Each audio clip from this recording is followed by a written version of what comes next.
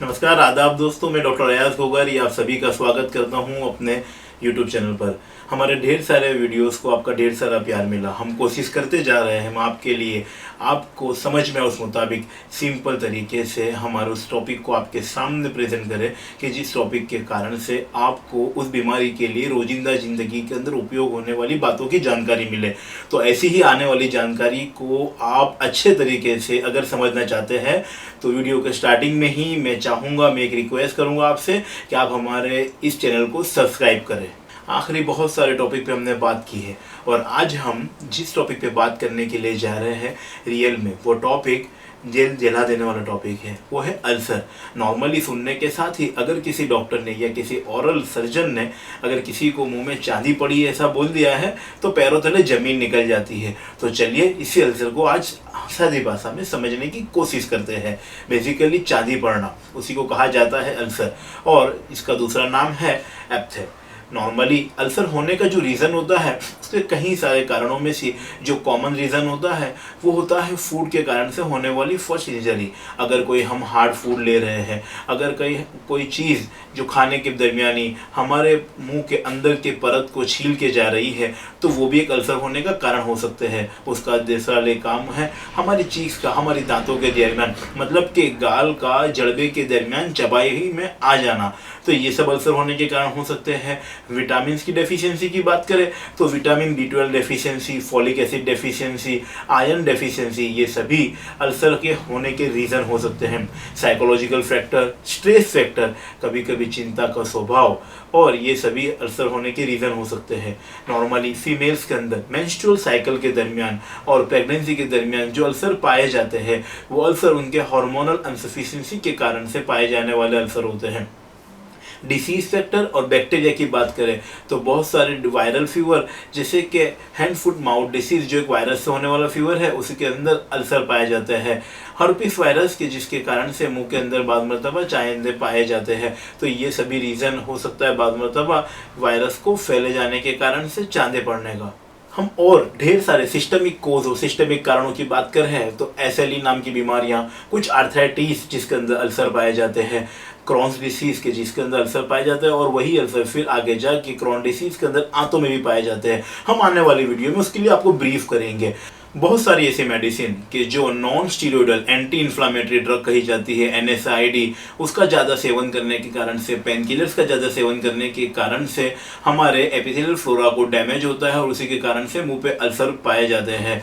सभी चीज़ का डिस्कशन करने के बाद मैं एक चीज़ को कैसे भूल सकता हूँ और वो है टोबैको, मतलब के तम्बाकू का व्यसन करना। बाद मरतबा तम्बाकू चबाने की आदत, खैनी और तम्बाकू को मुंह के अंदर दबाने की आदत और उसका अधिकतम ज़्यादा सेवन करने से, सुपारी वगैरह का ज़्यादा सेवन करने से जो इंटरनल फ्लोरा को डैमेज होता है और उसी के कारण से बाद मरतबा अल्सर पाए जाते हैं। तो ये सभी मैंने आपको बताया वो है मूल कारण कि जिसके कारण से हमारी बॉडी में अल्सर पाए जाते हैं। अब मैं आपसे बात करना चाहूँगा कि अल्सर को किस तरह से हम समझे। अल्सर को 3 स्टेज में डिवाइड किया जाता है। अगर कोई अल्सर आपको एक्यूट फॉर्म में दिख रहा है और अगर उसका इंप्रेशन मतलब कि वो अल्सर का आकार गोलाकार है, ओवल शेप आकार है और अभी सुपरफिशियल इंजरी ही हुई है और 1 सेंटीमीटर से ज़्यादा बड़ा नहीं है, तो ये अल्सर न्यूट्रिशन डेफिशिएंसी के कारण से पाए जाने वाला अल्सर हो सकता है और उस अल्सर के लिए आपको पेशेंट का न्यूट्रिशन वगैरह को चार्टिंग प्रॉपर करके देना पड़ेगा, तब जाके पेशेंट इंप्रूव हो जाएगा। अगर एक ही जगह पर अल्सर कुछ लंबे वक्त तक रह रहा है और वो क्रॉनिक अल्सर के अंदर तब्दील हो रहा है, ज़्यादा लंबे के लिए वो हील नहीं हो रहा है और उसके देखाव से उसके ऊपर पीली परत वगैरह जमी हुई है, तो ऐसे अल्सरों को हम टेकन फॉर ग्रांटेड न लेते हुए उनकी जांच करवाना आवश्यक समझे। थर्ड कंडीशन के जो अल्सर नॉन हीलिंग अल्सर में कन्वर्ट हो जाते हैं और नॉन हीलिंग अल्सर ही आगे जाके कैंसर अल्सर में कन्वर्ट होते हैं, कैंसर के अंदर कन्वर्ट हो जाते हैं। तो यही सब 3 प्रकार है कि अगर प्राइमरी स्टेज के पास आपको अगर मुंह पे अल्सर लग रहे हैं, लाइफस्टाइल को मैनेज करिए, आपकी कंडीशन को, आपके कोर्स को जानने की कोशिश करिए और प्रॉपर तरीके से ट्रीटमेंट लीजिए। सेकंड कंडीशन, अगर वो नॉन हीलिंग अल्सर है, लॉन्ग टर्म के लिए वहीं वक्त पे रुके रह रहे हैं, तो डेफिनेटली आप ओरल पैथोलॉजी से, आप ओरल सर्जन से, आप आपके डेंटल से और आपके प्रैक्टिशनर से प्रॉपर तरीके से रब्ता करके उसका सही निदान करवा के प्रॉपर डायरेक्शन में आगे अपने ट्रीटमेंट को ले सकते हैं। अब बात करने जा रहे हैं हम इन्वेस्टिगेशन की मैं आपको इन्वेस्टिगेशन की बात करूं तो नॉर्मली जो डिसीज, जो रोग हमें दिखता पाया जाता है, उस रोग को प्रॉपर तरीके से स्किन लीजन को लेके भेज देना, मतलब कि बायोप्सी लेके भेज देना, वो उसकी प्राथमिक सारवार हो सकता है। बट अगर कोई अल्सर एक्यूट फेज में है, मतलब कि 10 दिन या 15 दिन से ही पाया गया है, तो वो अल्सर पॉसिबल है कि वो न्यूट्रिशन डेफिशिएंसी के लिए होने वाला अल्सर है। तो डॉक्टर अपनी समझदारी से, डॉक्टर अपने अनुभव से उसकी जांच करके वो अल्सर किस कारणों से हुआ है उस चीज़ को जानने की कोशिश करेगा। तो वो अल्सर नॉर्मली सादे अल्सर में पाया जाता है। सेकंड, इन्वेस्टिगेशन के अंदर ब्लड के इन्वेस्टिगेशन में B12, D3, फॉलिक एसिड और आयरन प्रोफाइल करवा सकते हैं। न्यूट्रिशन की डेफिशिएंसी के कारण से भी अल्सर पाए जाते हैं। और अगर कोई अल्सर नॉन हीलिंग पैटर्न के अंदर है तो उस अल्सर को क्योर करने के लिए, उस अल्सर को क्योर करने से पहले उसकी प्रॉपर जांच करने के लिए उसका बायोप्सी वहाँ पे लिया जाता है। तो इस प्रकार से हम अल्सर की संपूर्ण पैथोलॉजी को जान सकते हैं। मैं आगे और आपसे बात करना चाहूँगा कि हमें किन किन चीज़ों से परहेज करना चाहिए। ऐसी चीज़ें जो खाद्य पदार्थों में कड़क रहती है, जिनका स्ट्रक्चर हार्ड रहता है और उनको खाने से हमारे मुंह पे कभी कभी छिलन वगैरह पैदा हो जाती है, तो ऐसी चीज़ों को हमें अवॉइड करना चाहिए।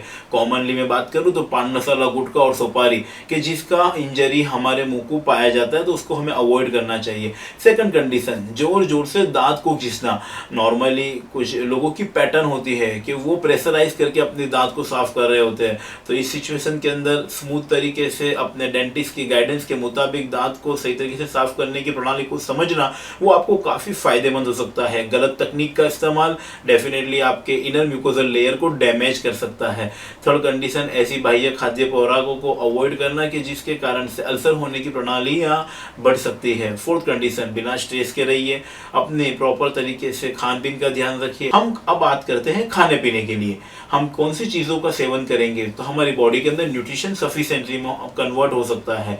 जितने भी फूड, जितनी भी सब्जियां जो हमें आयरन और फॉलिक एसिड देती है, हर ग्रीन सब्जी वगैरह, हर फ्रूट्स वगैरह जो हमें एंटीऑक्सीडेंट तरीके हेल्प करता है, उन चीज़ों का हमें सेवन करना चाहिए। फ्रूट्स, सब्जी, कलेजी वगैरह, नॉनवेज के अंदर आप सैल्मन फिश ले सकते हैं, आप मीट वगैरह, मटन वगैरह ले सकते हैं कि जिसके अंदर हाई प्रोटीन वगैरह और आयरन की सफिशिएंट मात्रा होने के कारण से आपकी बॉडी के अंदर फॉलिक की कमी नहीं रहती है और फॉलिक एसिड डेफिशिएंसी के कारण से अल्सर नहीं बन पाते हैं।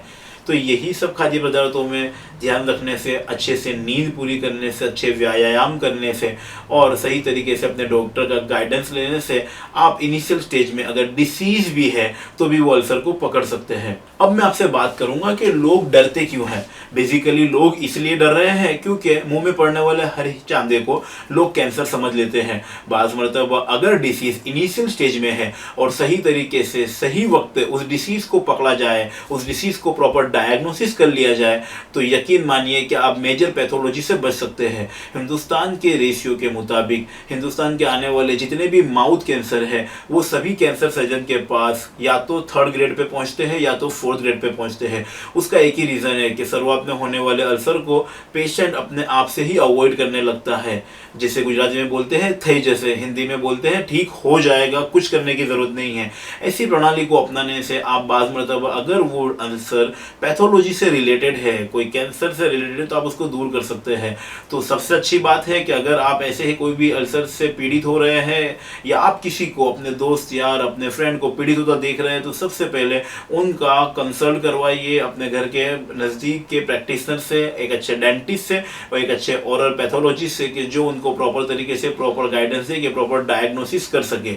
मैं अंत आपको कहना चाहूँगा, इन सब चीज़ों के बाद भी बहुत सारे अल्सर्स ऐसे होते हैं कि जो क्रॉनिसिटी में कन्वर्ट हो जाते हैं, B12 फॉलिक एसिड वगैरह लेने के बाद भी क्योर नहीं हो पाते हैं। ऐसे ही कुछ अल्सरों को क्योर करने के लिए आप डेफिनेटली हमसे होम्योपैथी अपना सकते हैं। हमारे इंस्टाग्राम वीडियोस पे बहुत सारे रिजल्ट हमने अल्सर पॉइंट ऑफ व्यू भी दे रखे हैं। अगर आप हमसे रब्ता करना चाहते हैं तो हमारे नीचे दिए गए नंबर पर कॉन्टैक्ट करें और हमसे रब्ता करें। तब तक के लिए धन्यवाद, सब खैर। और हाँ, अगेन अच्छे वीडियो के लिए मेरे इस YouTube चैनल को लाइक और सब्सक्राइब करना न भूलिएगा। आपसे दिया हुआ प्यार ही मुझे जज्बा दिलवाता है आने वाले अच्छे वीडियो को बनाने के लिए।